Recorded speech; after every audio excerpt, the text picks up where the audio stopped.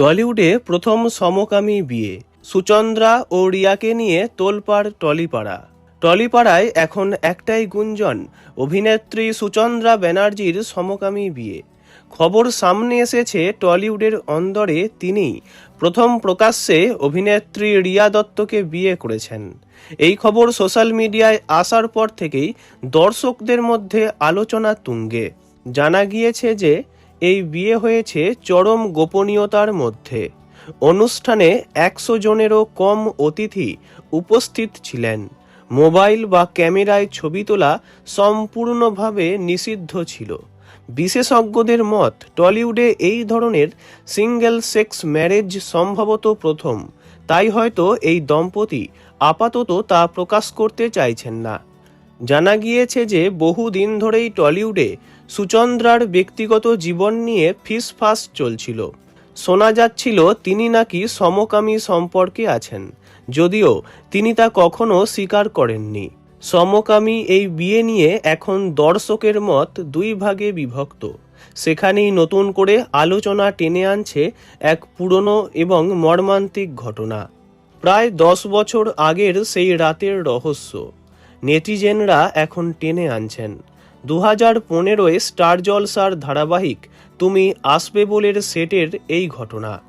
এই ধারাবাহিকে অভিনয় করতেন সুচন্দ্রা ব্যানার্জি এবং প্রয়াত অভিনেত্রী দিশা গাঙ্গুলি।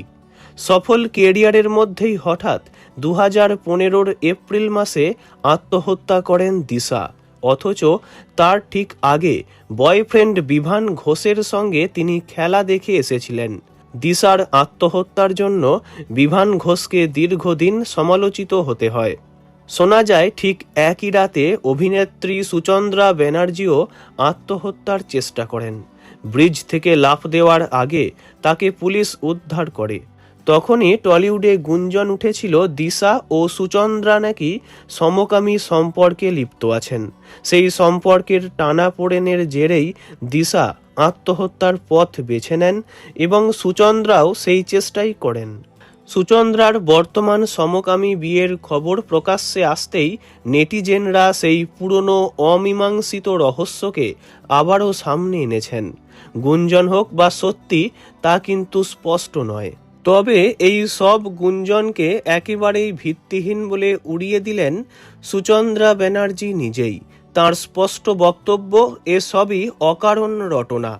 ব্যক্তিগত জীবন নিয়ে তিনি কোনো ঘোষণা করেননি, আর এমন কোনো বিয়ের ঘটনাও ঘটেনি। নেট দুনিয়ার চর্চাকে গুরুত্ব দিতে নারাজ সুচন্দ্রা আপাতত কাজেই মন দিতে চান ছোট পর্দার এই অভিনেত্রী। তাঁর সাফ জবাব, অকারণ গুঞ্জনে তিনি নেই। এ বিষয়ে কোনো কথাও তিনি বলবেন না। তাহলে গুঞ্জন ছড়ালো কেন? ছোট পর্দার জগৎ বলছে নেপথ্যে একাধিক কারণ। সুচন্দ্রা আদতে পাহাড়ি অঞ্চলের বাসিন্দা। শৈল শহরে তাঁর একটি ছোট্ট হোমস্টে আছে।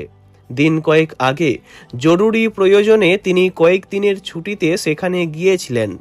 সেই সময় সম্ভবত রিয়াও শহরে ছিলেন না, এমনটাই দাবি করছেন কিছুজন। ব্যাস, নিন্দুকেরা দুয়ে দুয়ে 4 করার চেষ্টা করছেন। দ্বিতীয়ত, রিয়াও সুযোগ পেলেই পাহাড়ি অঞ্চলে বেড়াতে যান।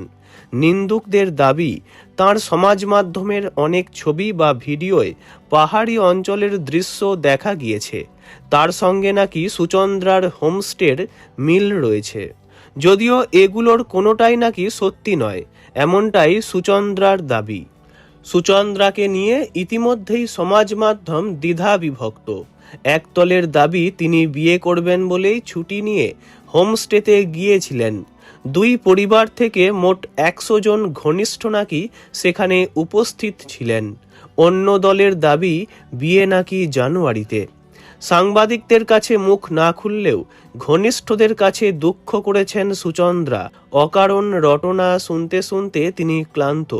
বন্ধু থেকে আত্মীয় অনেকেই তাকে ক্রমাগত ফোন করে চলেছেন। ভেবেছিলেন খুবই ধুমধাম করে বিয়ে করবেন, কম করে 500 জন আমন্ত্রিত থাকবেন সেখানে। বর্তমান পরিস্থিতিতে বিয়ে শব্দটাই প্রচণ্ড ভয় পাচ্ছেন তিনি।